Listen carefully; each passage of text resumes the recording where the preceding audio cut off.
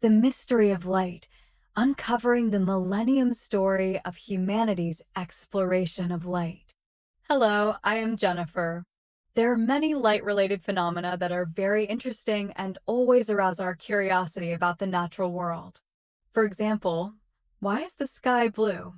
That's an interesting scientific question. In fact, it has a lot to do with sunlight and the role of the atmosphere.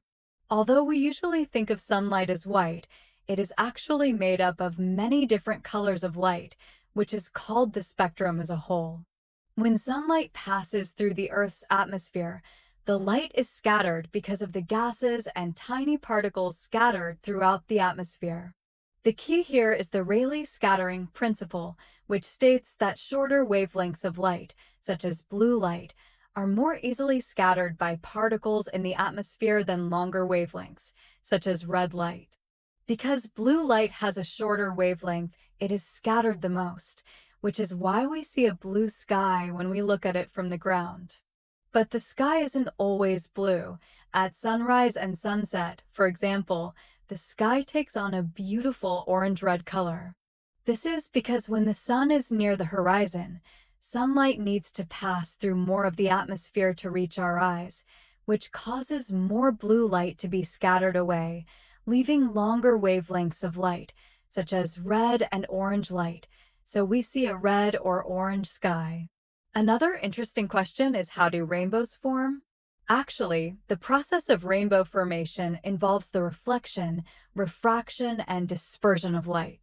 To put it simply, when sunlight hits a raindrop, a series of complex physical processes take place. First of all, when sunlight meets a raindrop, it will first enter the raindrop, and at this time, because of the difference in density of light from one medium, air, to another, water, the light will be refracted, that is, the path of the light will be bent. Sunlight is a mixture of different colors of light, and different colors of light refract at different angles, which is called dispersion. The light rays are then reflected inside the raindrops, and when they come back in the opposite direction, they are refracted out of the raindrops again. Similarly, different colors of light come out at different angles and are separated, forming different color stripes. These color stripes make up the rainbow we see. Rainbows usually show a sequence of red, orange, yellow, green, blue, and purple colors, and this is due to the different angles at which each color of light is refracted and reflected in the raindrops. Another interesting point is that we usually don't see the full circle of the rainbow, and this is because the ground blocks the view. If we are high in the air, such as looking out of an airplane window, we are sometimes able to see a full rainbow circle. When it comes to light, let's start from ancient times. The first thing that comes to mind when I think of ancient times is the extreme importance that ancient people placed on sunlight. That's right, people at that time did not have any technological products. Their lives had to rely on nature. Sunlight naturally became an important part of their lives. For example, their agricultural production is very dependent on sunlight, seed germination, crop growth. Less sunlight, everything is impossible to talk about. Therefore, people at that time, perhaps seeing the sun rise every morning, will feel very comfortable because the sunshine on behalf of their life can continue. What's more, the ancient people's observation of the sunlight brought them some other surprising discoveries. For example, they found that the path of the sun in the sky and time have a close relationship, so they invented the sundial, this simple time recording device. Whenever I see those ancient sundials, I always marvel at the wisdom of the ancients, who really made the best use of all the resources they had. Sunlight, on the other hand, also played an important role in the religious concepts of the ancients. As you know, the ancient Egyptians regarded the sun god as the most important god, and they believed that the sun god controlled all life and death. So, those great pyramids thousands of years ago were actually built in honor of the sun god. In the ancient Greek culture we know, The understanding of light has come a long way. It was the cradle of philosophy. Ancient Greek philosophers came up with a variety of ideas about light. For example, the famous philosopher Empedocles, he put forward a very interesting point of view. He thinks that light is like running water, all the time from the eyes. Of course, this view we now know to be wrong, but think about it, that was more than 2,000 years ago. The fact that Empedocles dared to come up with such a new viewpoint is in itself highly commendable to us.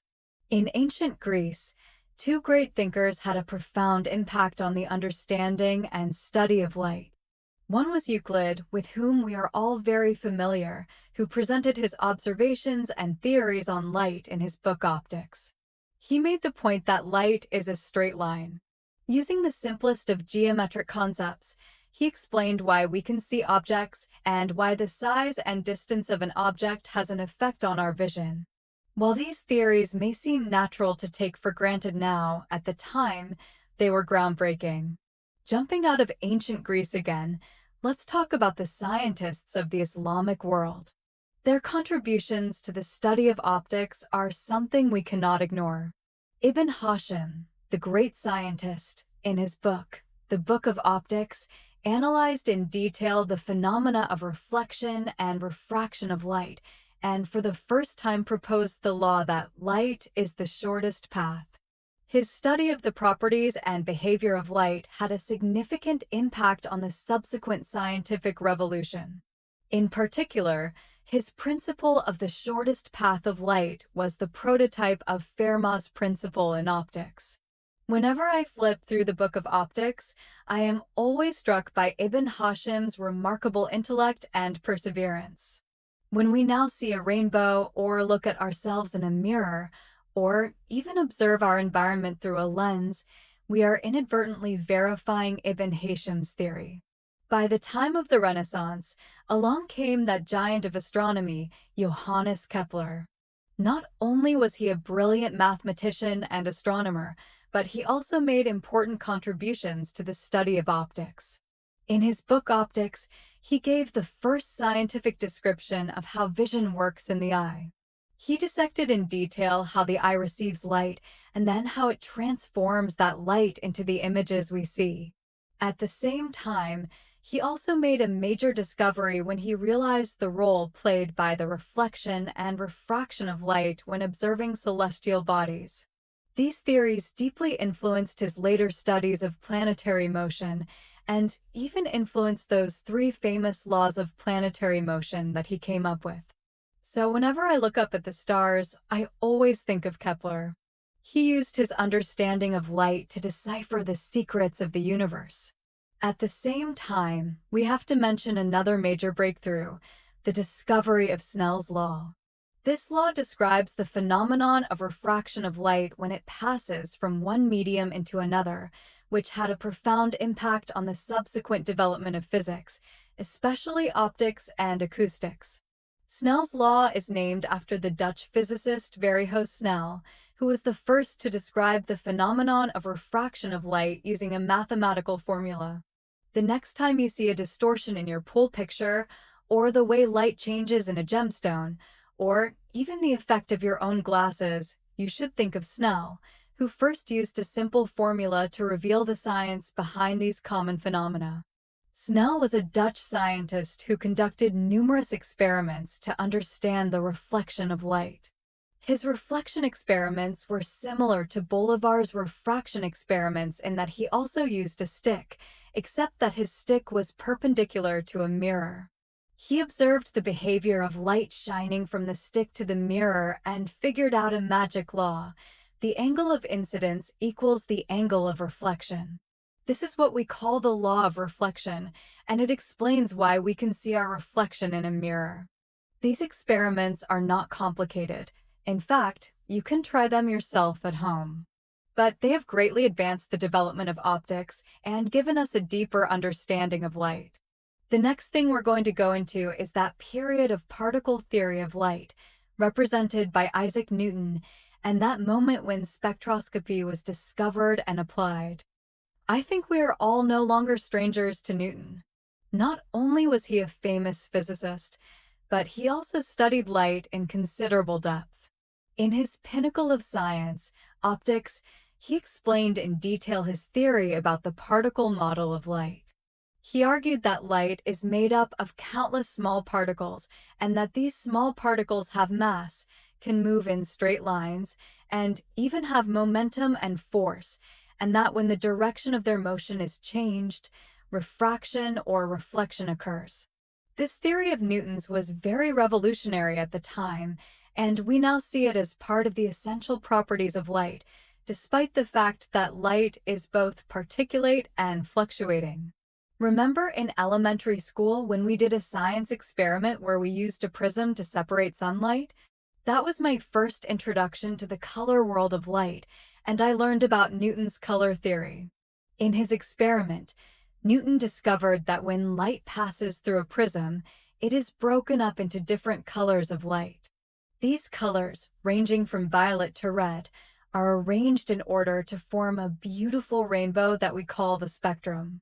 Every time I think about this experiment, I marvel at the beauty of nature and Newton's ingenuity.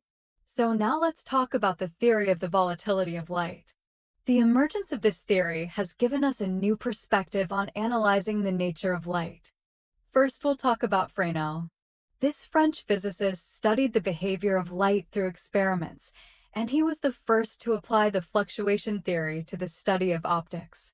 He believed that light traveling between media was like water waves, with peaks and valleys, and that their merging and interference formed the various optical phenomena we see.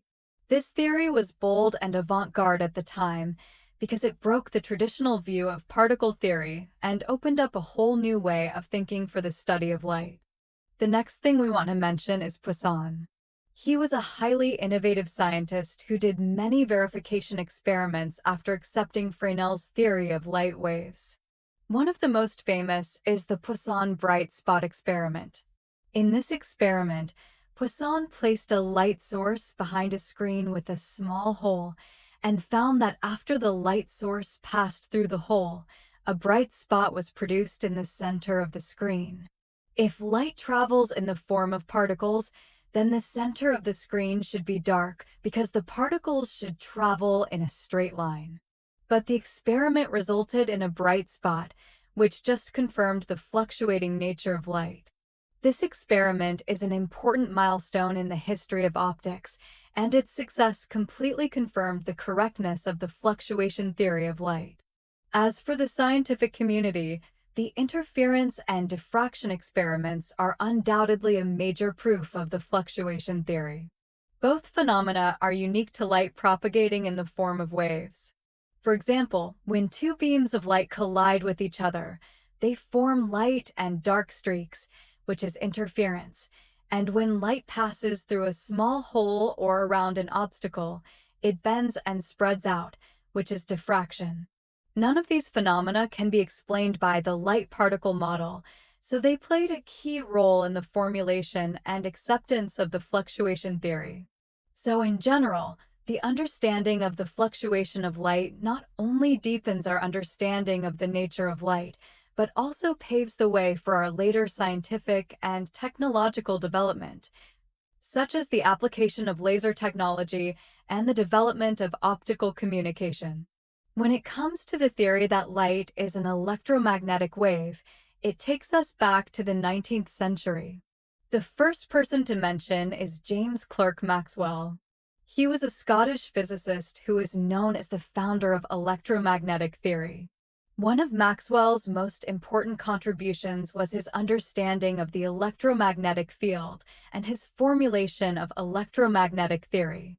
In his 1864 publication on the dynamics of physical lines, he published what we now commonly refer to as Maxwell's system of equations. These four equations explain how electric and magnetic fields interact and how they generate and affect electric charges and currents. Through these equations, Maxwell discovered a new fluctuating phenomenon, which was the electromagnetic wave. He found that this wave traveled through space at a constant speed, a speed of about 300,000 kilometers per second. Interestingly, this value was very similar to the speed of light, which was measured at the time. Maxwell therefore reasoned that light was actually an electromagnetic wave, except that its wavelength fell within the range visible to the human eye, and that humans could therefore observe this physical phenomenon directly. This hypothesis was not tested until 1887, when it was first experimentally verified by Heinrich Hertz, who successfully generated and detected electromagnetic waves and confirmed that they had the same propagation properties as light, such as reflection, refraction, and interference. That experiment conducted by Heinrich Hertz is a key experiment in our understanding of electromagnetic waves, and especially in understanding that light is part of electromagnetic waves. So, let me tell you the story of that experiment now. In 1887, Hertz conducted an experiment. He first envisioned a simple circuit that contained a small gap that would create a spark that would emit an electromagnetic wave, similar to what we call a radio signal today. This was the transmitting part of this experiment. Hertz then used another circuit with a small gap to receive the electromagnetic waves from the transmitting part. The idea was that if the electromagnetic wave from the transmitting part reached the receiving part, then a spark would be produced in the circuit gap in the receiving part.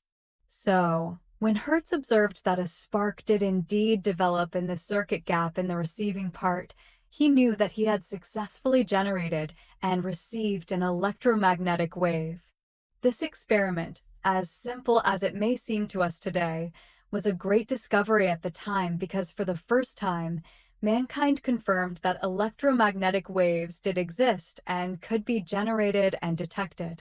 The results of this experiment directly verified the correctness of Maxwell's electromagnetic theory, and it opened the chapter of our use of electromagnetic waves, especially radio waves, for communication. Since then, the whole world's way of communication, and even our way of life, has changed drastically. And while verifying the existence of electromagnetic waves, it also proved that light is actually a part of electromagnetic waves. This is because Hertz discovered that the electromagnetic waves he created exhibited many of the same properties that light also has, such as behaviors like reflection, refraction, and interference. This led to the realization that light was no longer just the only mysterious phenomenon, but one of the many electromagnetic wave phenomena in nature. Therefore, we can say that the discovery of the theory that light is an electromagnetic wave was based on Maxwell's deep understanding of electromagnetic phenomena and obtained through Hertz's experimental proof. It was their outstanding work that set the foundation for our understanding of the nature of light and enabled us to find a bright path for the development of science and technology.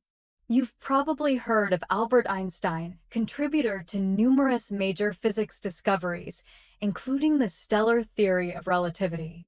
But did you know that Einstein won the Nobel Prize in Physics, not for his theory of relativity, but for his explanation of the photoelectric effect?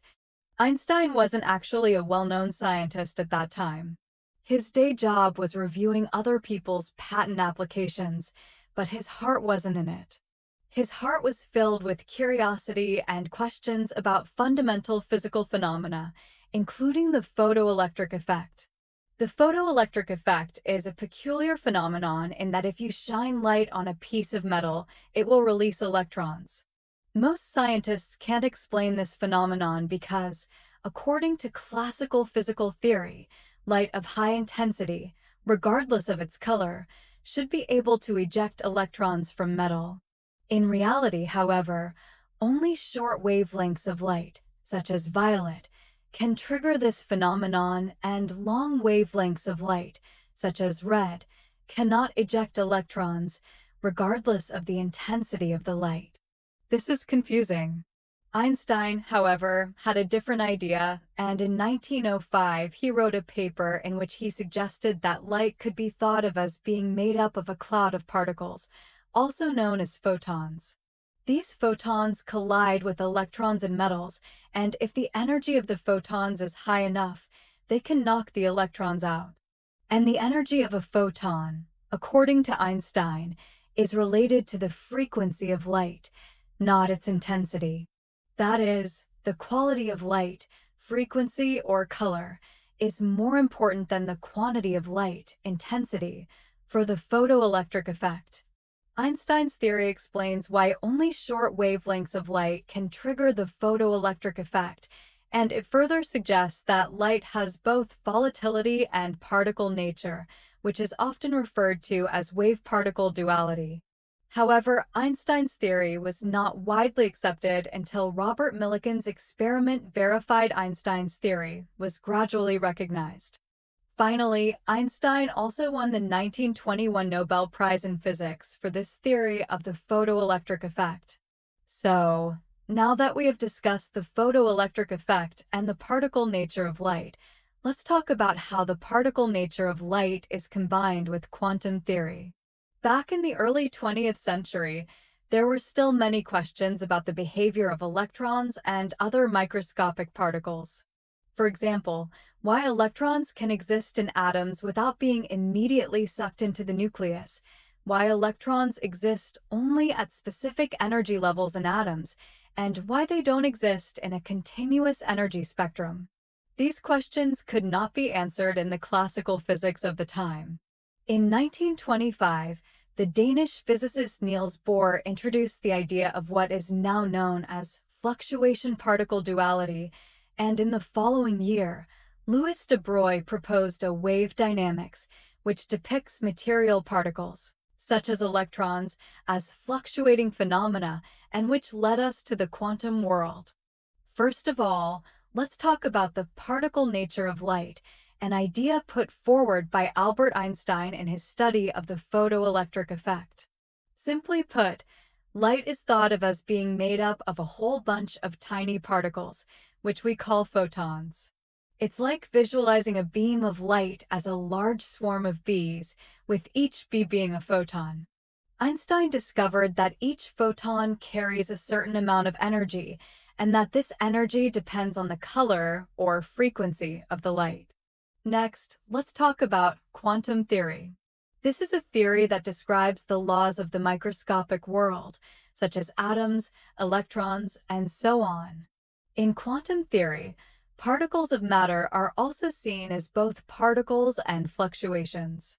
Like light, electrons can be seen as both particles and fluctuations. Even more surprisingly, electrons behave more like fluctuations, which can be described as the possibilities of electrons being everywhere, and these possibilities depend on the intensity of the wave. So where does the particle nature of light fit in with quantum theory? Quantum theory tells us that matter, such as electrons, can absorb or emit photons and switch between different energy states. It is as if the electron can dance. When it absorbs a photon, it jumps to a higher energy state. When it emits a photon, it jumps to a lower energy state. This is the so-called quantum state, and the switch between quantum states can only be through the quantum leap, that is to say, only to absorb or release a photon with the fluctuation of the form of the match in order to realize the state of the switch. This is the combination of the particle nature of the photon and the quantum state. So the next time you see a bright object, try to imagine that the glow is actually due to the countless electrons dancing around, absorbing and emitting photons of light. This is the combination of the particle nature of light and the quantum theory. Simple and amazing, isn't it? This peculiar theory also answers our initial question. Electrons exist in specific energy levels within atoms, which are actually quantum states, and are confined to these states, as well as not being easily attracted to the nucleus, all because they follow the laws of quantum mechanics and exhibit fluctuating characteristics. I realize that these aforementioned concepts can be headache-inducing and even a bit counterintuitive. But this is the truth that the quantum world reveals to our world, and it is an understanding of the deeper workings of nature. Now let's summarize the relationship between quanta and light. Light can be thought of as being made up of many small particles, photons, and a photon is an example of a quantum.